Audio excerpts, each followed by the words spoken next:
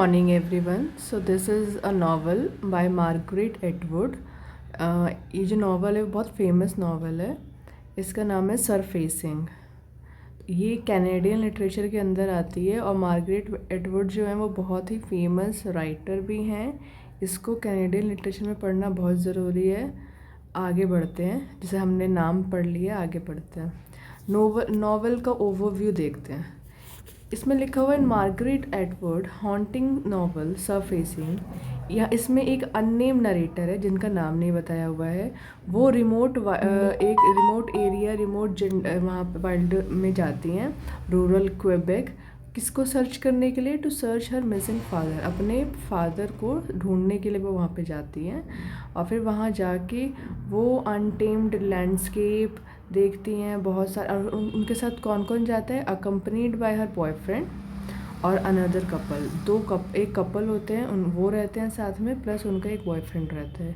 ये चारों लोग वहाँ पे जाते हैं अपने पापा को, वो अपने फादर को ढूंढने जाती है, जिनका उनको कोई क्ल्यू नहीं था उनकी डिसअपेरेंस का, कि वो क्यों गायब हुए, कहाँ से गायब हुए।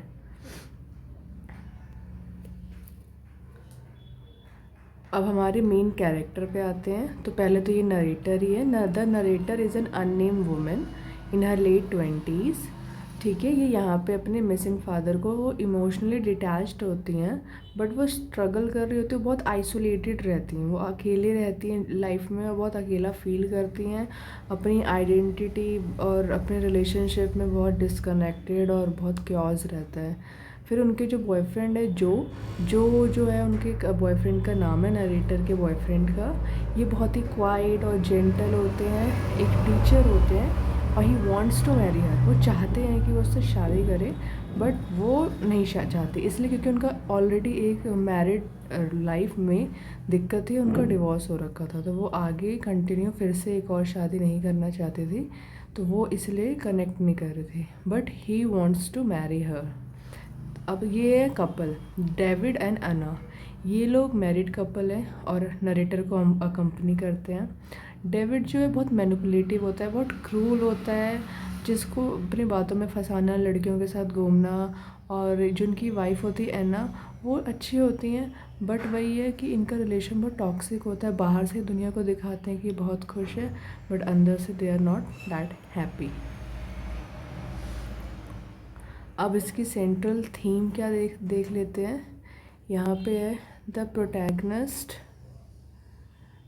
साइकोलॉजिकल जर्नी है, कि पहले नरेटर अपने पापा को ढूंढने जाती है क्वेबेक आइलैंड पे। फिर वहाँ पे वो बहुत ही अकेला फील करती है, डिस्कनेक्ट हो जाती है अपने कंपेनियन और सोसाइटी के साथ। उसको वहाँ का लैंडस्केप बहुत अट्रैक्ट करता है।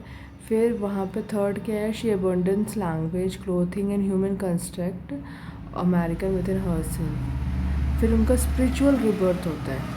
वहाँ जाने के बाद जब उनको पता चलता है कि उनके फादर की डेथ कैसे हुई है, उसके बाद उनके अंदर एक बहुत बड़ा ट्रांसफॉर्मेशन आता है, स्पिरिचुअल रिबर्थ होता है, और फिर वो रीसरफेस करती है, choosing to resurface into human connection.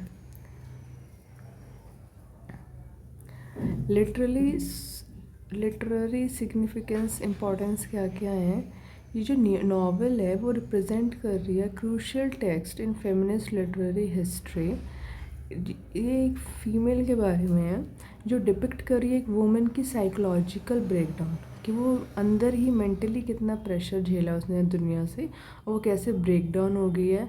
और वो शी कन्फ्रंट्स पेट्रियार्कल स्ट्रक्चर, कि दुनिया में आजकल जैसे भी पेट्रियार्की चल रही है, जैसे फीमेल को देखना पड़ता है, फीमेल को झेलना पड़ता है सब चीज़ें।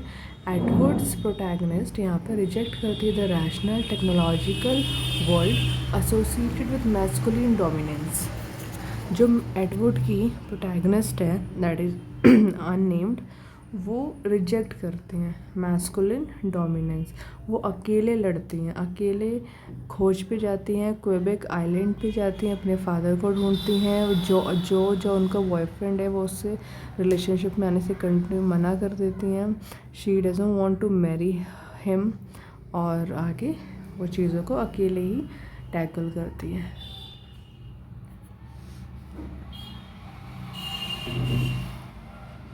Thank you for exploring.